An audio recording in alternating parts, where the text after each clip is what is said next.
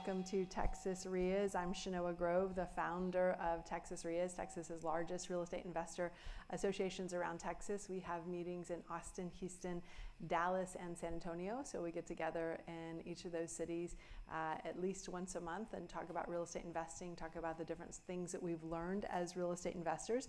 And this is your opportunity to be able to learn from some folks who have been investing for the last 20 years and been able to survive and thrive no matter what the market has given us. So excited to be here with you all tonight and excited to share some of the knowledge that we built up over almost 2 decades of investing in real estate. So in December of 2023, we'll be celebrating our 20th year. So I've been able to survive and thrive in both the best markets that we've seen in Texas as well as the worst markets that we've seen in Texas and even around the world. And love to be able to get together, share how you can invest no matter what the market throws at you, because the market is always in some stage of the market cycle. So for me, when I quit my job almost 2 decades ago, I decided I did not want to have to update my resume. Anybody would like to not have to update the resume? Okay, a couple of you guys. So I want to make sure you guys are learning from us and learning some of the different things that you can do as a real estate investor to make sure that that is the case for you as well. So what that looks like is we'll teach you some of the different strategies that we've used tonight to be able to survive and thrive in different parts of the market cycle. The market cycle is typically 3 to 5 years up, 1 to 3 years down, 3 to 5 years up, 1 to 3 years down. How long have we been in the up part of the market cycle that we're in right now? 10 years. 10 years. This has totally broken the model, if you will, for the 3 to 5 years up, 1 to 3 years down. So for the last 5 years, I've been thinking, okay, any minute now, okay, any minute now, I'm ready. Okay, I'm ready for this one. I'm ready for this one. But the truth is, even though that's a typical market cycle, that's not the market cycle that we're living through right now. So we'll share with you the things that work when both the market is up like it is now. We'll share with you the things that work when the market is in a little bit of a distress situation, when there's no inventory, when there's a supply chain shortage, and that way you'll be able to figure out what to do if you're starting to invest in this part of the market, you'll know what to do in order to survive this part of the market. And if you are planning on continuing to invest, and like me, not having to update your resume, we'll also share with you some of the different ways that you can be successful when the market goes back down, right? So it's always just kind of a matter of time. And for me, when I decided to leave my job and I decided that I didn't want to go to work for anyone else, I also just I didn't even have a need or a desire to update my resume. So at this point, since it's been almost 2 decades, my resume at this point is in some version of DOS that even the techiest of the techie people in this room could not resurrect that thing, nor would I want you to. And for those of you guys who are looking at me saying, what is this, the DOS thing that she's talking about? Just ask someone who's to your right or to your left with either gray hair or no hair, and they'll explain that to you over the course of our time together. So again, it's important to me as we share different knowledge and information with you guys, that we don't just share with you how to invest in today's market, but also share with you how to invest in any market, because I'm sure that some of you guys would also like to see or envision your resume also in some version of DOS and a resume that you don't want to have to go back and update. Now, I will tell you guys, because some of you guys did raise your hand to say that yes, you want to quit your job. Well, there's one thing that I want all of you guys to do before you quit your job. What do you think that is? What do you think that is? Say it again. Investigate? Nest egg? Okay, give me an idea what that might mean to you. Okay, that's good. One of the other things I want you to do is I want you to get as many loans as you possibly can before you quit your job. Because once you quit your job, how easy do you think it's going to be to get loans? It's going to be the opposite of easy. In fact, it's going to be exactly impossible, right? So what that looks like is most of us can only get somewhere between 4 and 10 loans as a maximum. So I would want you to get all of the loans that you possibly can. to make sure that you max that out while you are having a full-time W-2 job, because most lenders will not want to loan to you until you've been working in your new job as a real estate investor for at least 2 years. And what 2 years really looks like is maybe more like 2 1/4, 2 1/2, 2 3/4, depending on when you start and when you file your tax returns. So that's going to be one of the big things that I'm going to say is probably going to, I'm going to want to make sure you use in order to stay in your job for as long as you can, to be able to take advantage of that last benefit. So everybody get their last loan, and then we can send in our resignation letter, okay? So that's one of the things I want you guys to be aware of too. There's benefits to having a job. One of those benefits is the fact that we can get those loans. And but here's what I promise you: for those of you who are saying, well, I don't want to wait, to get those loans, I want to quit now, and now is also good, right? So, oh, there, it's working again. So I want to make sure you guys also have other strategies to be able to fund your transactions, other strategies to be able to fund your deals. So as we go through the presentation tonight, we're going to share with you how to create loans, not using any of your personal credit, not really even using your name. So it's a process that we call buying subject to the existing mortgage. Has anybody ever used that strategy? Josh, you're shaking your head. You're familiar with it. You're familiar with it. Anybody use that strategy?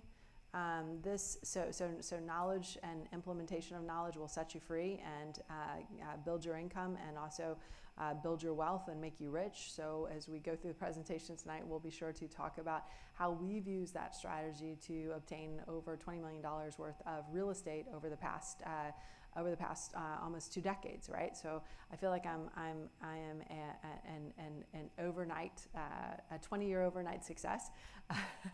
So, but the truth is, just like with anything else, you have to do it for long enough in order to make that magic happen. Would you like to be a real estate investor in Texas? Come to one of our free local meetings to get access to free training, wholesale properties, capital, and power teams. Click on the link below to find a meeting near you and register for free. So for those of you all who are joining us online, we do have some links at the bottom of the different social platforms that we're on. So if you're joining us on Facebook, YouTube, you guys, and for those of you guys who are in here, I think we've asked many of you to go ahead and join us on our Facebook platform, or watch our YouTube channels. Every week we give different knowledge about real estate investing so that you guys can survive and thrive no matter what the market throws at you, so you guys can quit jobs that you may not want to go to anymore, especially as the market is changing. So excited to have you guys join us on some of those different platforms. So for me, I'm not a YouTube person, I'm a podcast person. I kind of find that people are either podcast people or YouTube people. And so for me, I like to podcast when I'm working out, when I'm walking, when I'm cooking, but other people I know like to use the YouTube to be able to get knowledge and find out information about that. And what I'll tell you is different about what we do here at Texas REIAs, as well as what we do, of course, on our social platforms for the meetings that we have out there, is the only thing we talk about is investing in Texas. So if you guys are not interested in investing in Texas, I'm sorry, you're at the wrong place. I did mention that tonight we're going to feel like we were in a Southwest Airlines flight. So if Texas, investing in Texas is not your final destination, you may exit now. Don't forget the nearest exit may be behind you. So for us, we are very specific about that. We go very deep in Texas in terms of our knowledge, in terms of our training, and that's where we've done all of our investing. So I want to make sure that you guys are all in the right place. And what I find is a lot of people who are at university, who is at university right now? Who's studying right now? Okay, who's at YouTube University right now? Yeah, okay, yeah, YouTube University, okay. So here's what I'll warn you about YouTube University, even though I have a YouTube channel, so, and I'll kind of explain this as we go through. Some of the folks that you might admire and look up to on YouTube, they might be investing in completely different states. Every state has different contracts, every state has different laws, every state has different customs, and I don't want you guys learning from someone who is in Utah. And there's nothing wrong with Utah if you want to go there and visit, or if you want to invest there. But if you are investing in Texas, I highly recommend that you are listening to other people who also invest in Texas. That way you don't get led down an incorrect path and maybe try to do things that either don't work here or might be illegal here. So that's kind of my my warning. So for us, when we talk about investing, we always say we go very deep in Texas. All of our investments are in Texas, and they have been for the last almost 2 decades. So for us, we can answer any question about investing in Texas, residential, commercial, all the different strategies, all the different laws. So I'm also a licensed realtor and broker in the great state of Texas. So every 2 years I get quizzed on those contracts and laws to make sure that I'm doing everything correctly. And luckily the Texas legislature only gets together every 2 years to screw things up and make new laws. So what that means is every 2 years as I'm getting my updates, keep you guys on point. So also want to make sure as we go through the presentation tonight, does everyone in here know where to find the contract that we use here in Texas? Does anyone not know where to find that contract that we use here? Okay, yeah, so if you don't have a notepad, no worries. Pop out your phone and just type in your notes section or wherever you take your notes, TREC, T-R-E-C, T-R-E-C. It stands for the Texas Real Estate Commission. This is where you guys will go to grab your contracts. They've got probably about 40 different contracts, addendas, disclosures, terminations, etc. on there. So those are free for anyone to use, whether you are licensed or not. Now they do recommend that those contracts be done, written by a licensed realtor, and the reason why that is because there are about 85 different blanks where but it's kind of like Mad Libs. I don't know if you guys played that when you were a kid, but it's like they give you some context clues, like there's a dollar sign in here. Okay, yeah, put in the amount you're buying it for, right?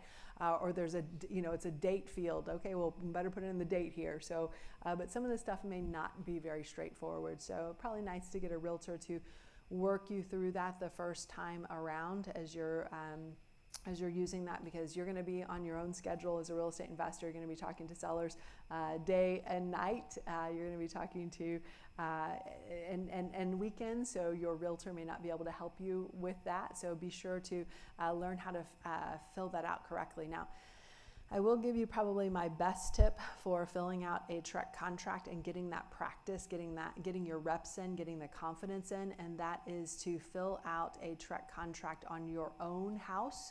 So if you are, pretend like you are the investor and you fill it out for as if you were buying your own property, and that way anything that you're missing, right, you'll be able to kind of help fill in the gaps, and you'll be tested before you go out in the field and try and explain the contract to a seller after you've never read the contract, right?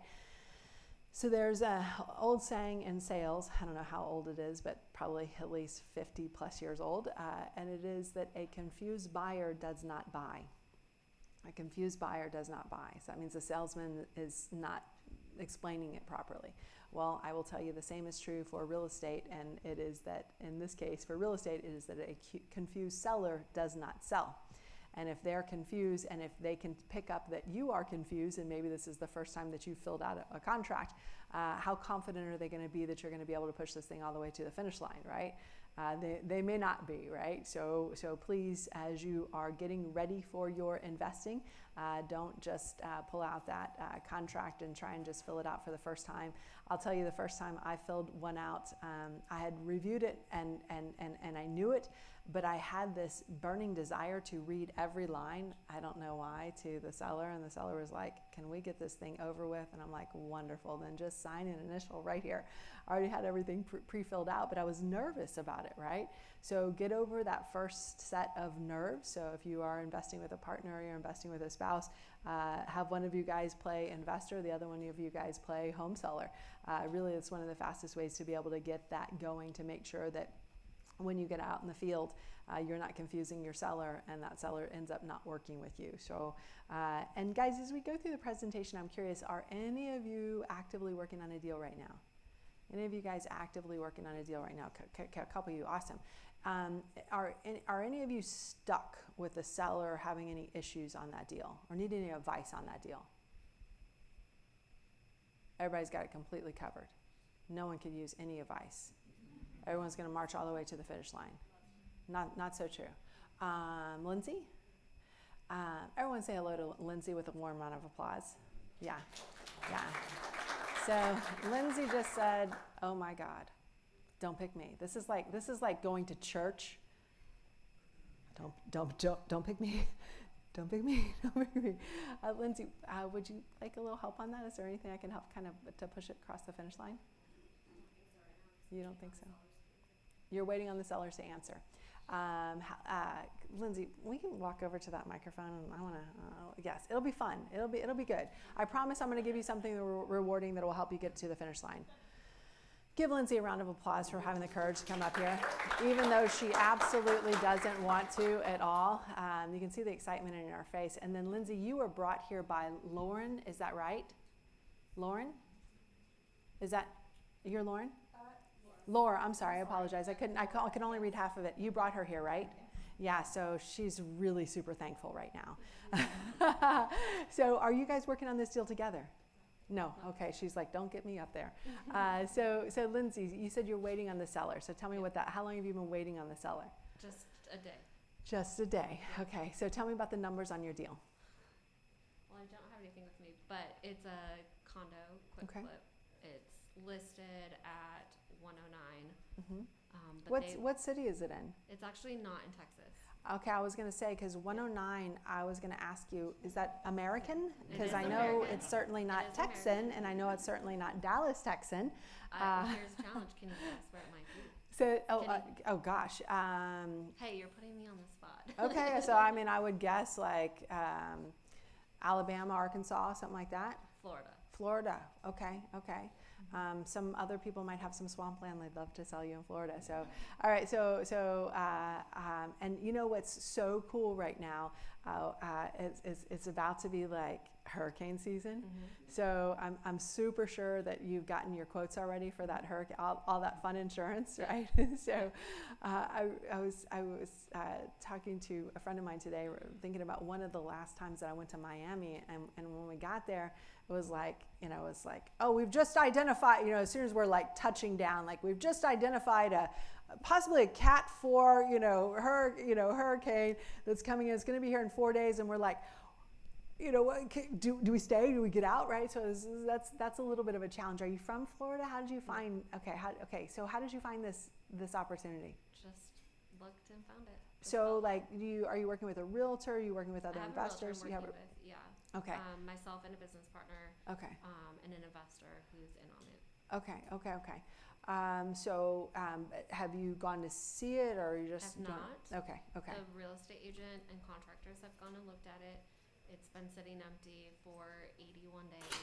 Okay. So it's a great opportunity. It was purchased a year ago for almost $40,000 less than what they have it listed at.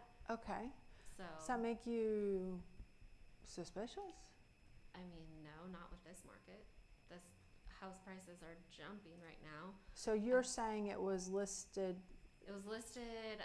It was listed at 140, and you have it at 100? No. It was listed like $40,000 less a year ago. So it was listed at 60. Okay, so it was listed. They bought it at 60. Now they're selling it at 100. So they're trying to make good money on it, but they haven't put any money into the property. Okay. It hasn't been touched in 30 years. Okay. Is it vacant or? It's vacant. Okay. So is anybody here from Florida? Anybody here from Florida? No one. Okay. Well, I've got property in Florida. You've got property in Florida. I watch out for asbestos because the last condo deal was full of asbestos. I'd watch out for asbestos because last condo deal was full of asbestos. So what I've experienced, so I'm not from Florida, I go there all the time because it's like one of my favorite places to go to vacation. But if you don't have that air conditioner running, what happens in the house? Lots of mold. So it kind of makes me nervous that that could be an issue there. And I've seen some of the houses where it's kind of just abandoned for a small amount of time. If that air conditioner is not running, there's mold like that, and that's something that pictures. They say pictures tell. What do they say? Pictures tell a 1,000 words, right? Here's one word that they don't tell. That would be smell, right? SMELL. So you can't bottle that up. You can't. Hey, realtor, can you go and get a bottle, get a whiff of that, and send that over to me in Texas? So that would be something that I would certainly want to consider and want to look at. So for me, after investing for the last 20 years, it's very rare that I get an inspection But if I'm going in sight unseen, I'm getting an inspection. So tell me what that looks like for you. Yeah, so if contract gets accepted, then obviously I'd want to do an inspection within the next 5 days to figure out anything. There was no smell, there was no issues, there was no mold, nothing. Okay. When the agent and the contractor went in and looked at it. It's a contractor that I know and trust, have worked with before. Okay. They actually do more high-end, so this is kind of out of their normal scope. Yeah, yeah. So he has a lot of experience, 25 years in contracting. So okay. he checked pipes, he checked electrical. He checked Okay, I like that. Okay, that makes me very happy because I see a lot of people who will go in kind of blind to these deals and find a couple of people that are boots on the ground and say, I'm going to, trust you with all this. So you've seen the comps. What is the, so you're buying it for, you've made an offer for 100. What's the ARV? I did not make an offer for 100. Oh, what did you make an offer for? 84. 84. Okay, and what is what's called the after repair value on it? Yeah, so comps ARVs falling 159 to 179 to 199. Okay. So kind of our goal is to at least get 159. We would more than break even. Okay. With a 25-day flip. It's a really cosmetic flip. The most extensive would be kitchen, and that's where we'd put most of our money. Okay, But so what's the rehab estimate? 24, including any sort of So even, contingency that we 70% of that 179 is 125.3, so if it's under 125.3, even if you get it at the asking price, it seems like you're getting a good price based on everything that you've told me. Yeah. Now, she said something interesting. Did you guys pick up on it? She said a 25-day flip. What do you guys think about that?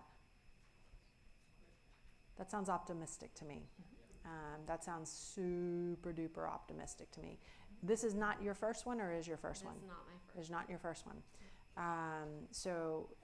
It's funny, like with the supply chain shortages, like I'm seeing pictures of houses online right now that are brand new houses that they still don't have a dishwasher, they still don't have, a cooktop, and or they still don't have a stove. That can close. Say it again? That doesn't close.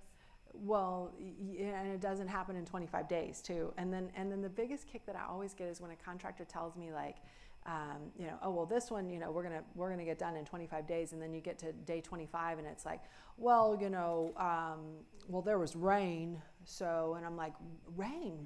What is this? What is this new phenomena that no contractors seem to know about? Rain? So sometimes when rain, that'll stop them, especially if there's any foundation work. So have to wait for the drying. It's a condo, so it's kind of apartment style complex.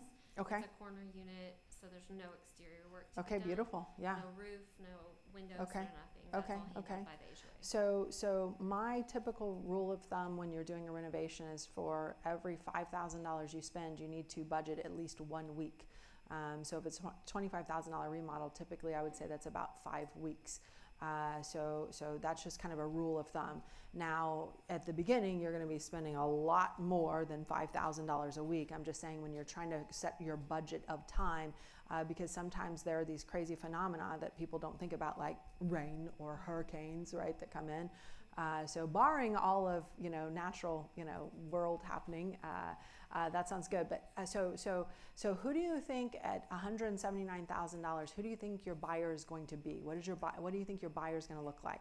Yeah, that's a great question. So it's probably going to be more of a senior citizen level. Okay. So somebody 55 plus. It's Okay. a lower cost point. It's kind of the area that this condo's in. Really welcomes a lot of elderly people. Okay. So typically at that price point, I see a lot of FHA, VA, USDA type loans. Yeah. This would not qualify for USDA because it's within city limits. And what about the FHA? So they will accept FHA in this condo association. What's the issue with FHA and VA? So the issue with that is you have to have down payment, and on a condo in Florida right now, they're requesting about 20% down payment. So the other issue I see is that there's a 91-day seasoning before you can go under contract with an FHA borrower. So say it again? It's 180. 180. In Florida? So what I've seen is it's 91 days before you could get it under contract. Yeah. But not FHA. So 106 months. I'm a 32-year veteran. great. Thank you. No, thank you. Appreciate it. Thank you. So that would be my worry. So 25 days, getting it back on the market, it's got to be a cash buyer. Yeah. So looking at comps and recently sold, most of the recently sold properties have been cash closed. Beautiful. Okay, And that makes me feel I much think better. there was one out of 40 recently sold comps that was a conventional loan. And you can tell Super them helpful. it's, I can't, you can, like, at least in the Texas MLSs, you can say, like, that we'll only accept cash. Yeah. Now, are realtors actually reading that? Not usually, but you can actually put it in the description as well so that they can see it. That way you don't get in a position where you're trying to, find a buyer and you get punched with a seasoning issue and then end up holding it for much longer than what you originally thought, or taking it off the market and then not knowing. So that's the one thing I would, it's like I see a lot of people will talk about these fast flips on something that's a higher end property, 91 days, right? So on something that's a lower property, it's, especially if it's an FHA, VA type buyer, then that's sometimes when you run into a little bit of pushback, right? Yep. And what I've also seen is a lot of, we've got a 32-year seasoned mortgage officer in here. You've probably met or been assigned files from people who were less competent than you, because not everyone is very competent when it comes to, this market. So what that looks like is sometimes the lender won't even realize that until maybe after they get, a title report or an appraisal, and they're like, and literally they're like, well, wait a second. And they expect the seller to know, and the seller's like, well, it's kind of looks like this, the international symbol of, not my fault, wasn't me. Go look to the other person. So that would be the only thing that I would kind of think about. And I know we have someone from Florida. I've never talked so much about Florida in my life in the Texas REIAs meeting, but no, I appreciate that. Were you going to comment on something else to watch out for? Yeah, I also have a condo in Florida, and the HOA, I think, is required to have the state inspection, the structural integrity inspection, because of that collapse that happened in Miami, right? So I don't know if you've seen that from the HOA, but I'm sure. So most HOAs should have that on file already. Getting it from an HOA is a different story. Yeah, That's always a challenge. Yeah, Thank for you. sure. I appreciate that. Absolutely. And then are you coming with cash or are you coming with hard money? Cash. Okay. So not that I think this is you by any means, but it may be someone else in this room that they may need to hear this. And that is a fool and his money are soon parted. So would anybody like some free advice, free coaching in here about your next deal?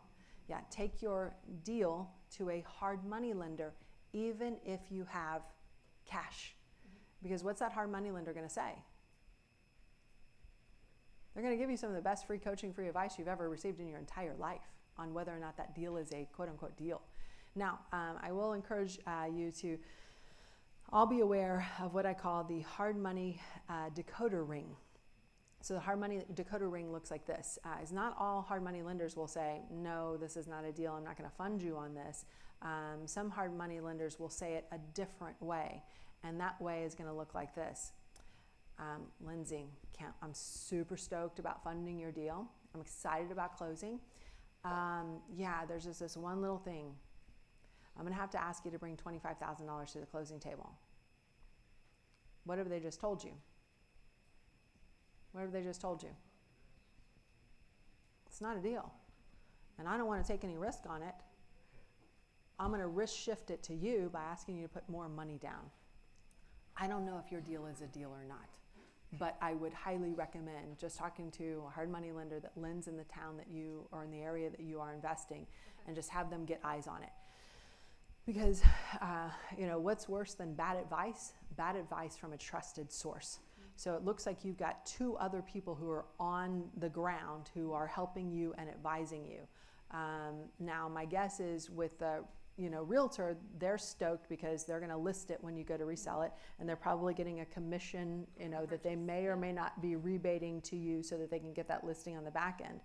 So sometimes, I've seen realtors get investors into not great deals because the realtor is going to get paid whether you make money or not, which is heartbreaking.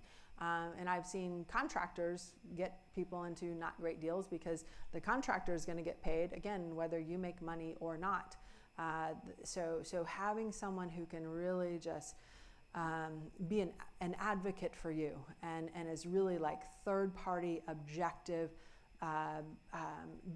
doesn't have a dog in the hunt, right? So doesn't doesn't get paid only if you do this deal. So that would be one of my pieces of advice and suggestion. And sometimes I'll even do that too, because I want that extra set of eyes, and what's interesting is, especially here in Texas, there's a lot of hard money lenders in Texas, and some of them actually lend in other states like Florida as well. But with here in Texas, for some of the wholesalers that are shopping deals, as an example, you'll bring your deal to a wholesaler, and that wholesaler will say, I looked at this deal for 5 other investors before you came back. No, I said no to all of them. I'm saying no to you. Or again, hard money ring Decoder, not a good deal because, or put more money in, right? Yeah. So that would be the only thing that I would encourage you to look at, but I'm stoked for you. So a round of applause for Lindsay for being open to come up here and share. Thank you. And while I'm not convinced that Lindsay learned anything from that, just because she seemed to have everything lined up, I hope that some of you guys learned just some of those little tips that are kind of very nuanced when it comes to being a real estate investor. So as part of the REIA, one of the cool things that we get to do is share some of those tips every week. So excited to be able to do that. You can see some of the other ones just kind of like coaching within the room just by watching our YouTube channel, our podcast, etc. So for those of you guys who are watching online, we're going to end this segment.